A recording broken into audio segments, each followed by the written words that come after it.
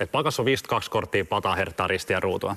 Jesse, Noniin. mä haluan, että hetken päästä otat pakan käteen ja jaat pakan kahtia. Et puolet suurin piirtein vasemmassa kädessä ja puolet oikeassa kädessä. Ole hyvä. Okei. Jostain kohtaa vaan. Joo. No, laitetaan tohon vähän enemmän ja tohon vähän Mahtavaa. vähemmän. Ja nyt mä lasken 1, 2, 3. Kun Niin. päästönumero on 3, niin heitä jompikumpi niistä pinosta, joko vasen tai oikea pino, näyttävästi selän taakse tällä tavalla. Oho. Okei, eli onks valmis? Joo. Eli 1, 2 ja 3. Loistavaa. Sillä on pieni pino jäljellä, siellä on puolet korteista suurin piirtein. Niin voitko jakaa sen pinon myös kahtia? Ihan mistä vaan. Ihan mistä vaan.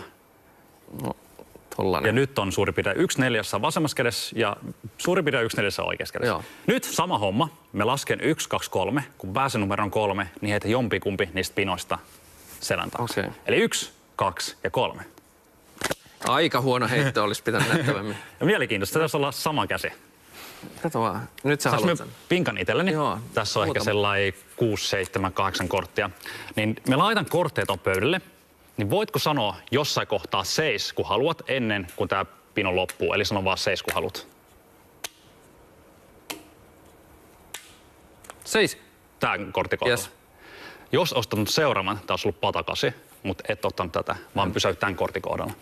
Ja tää kortti on risti, jätkä. Kyllä. Ennen kuin me saavuttiin tänne, mä laitoin kirjan tuohon pöydälle ja sen kirjas on yksi kirjanmerkki. Ja se kirjanmerkki on pelikortti.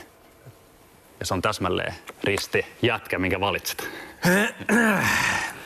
No niin, tää on nyt se tunne, joka tulee jäytämään loppupäivän. Eli miten tämä on mahdollista? Haluatko paljastaa tämän nyt vai päästää minut piinasta? Ei kannata miettiä liikaa, mutta tällaisia temppuja löytyy esimerkiksi tästä kirjasta. Okei, eli siellä näitä Sieltä löytyy, joo. paljastetaan. Mutta siis miten toi on mahdollista, koska toi olisi voinut olla mikä tahansa. Joo, ja jos olisit heittänyt jonkun toisen pinon tai lopussa sanonut 7, esimerkiksi viimeisen kortin kohdalla, niin se olisi ollut joku muu. Jos mä nyt katson näitä kortteja täällä, niin täällä nämä on kaikki eri. Eli ei ollut pelkästään tätä yhtä korttia kaikki.